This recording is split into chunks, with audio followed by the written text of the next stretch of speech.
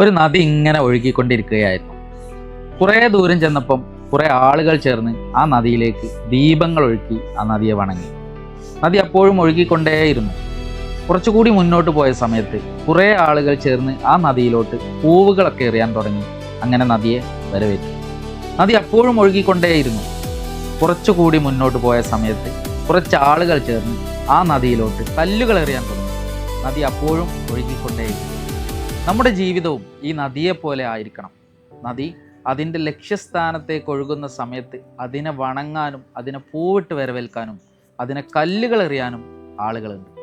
പക്ഷെ നദി അതൊന്നും ശ്രദ്ധിക്കാതെ അതിൻ്റെ ലക്ഷ്യസ്ഥാനത്തേക്ക് തന്നെയാണ് പോയിക്കൊണ്ടിരിക്കുന്നത്.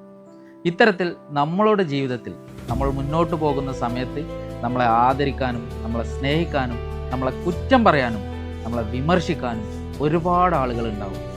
പക്ഷെ അവർക്കുള്ള മറുപടി കൊടുത്തുകൊണ്ട് നമ്മൾ നമ്മുടെ സമയവും ഊർജവും കളയാതെ നമ്മുടെ ലക്ഷ്യസ്ഥാനത്തേക്ക് എത്തുന്നത് വരെ നമ്മൾ പ്രയത്നിച്ചു കൊണ്ടേയിരിക്കുക.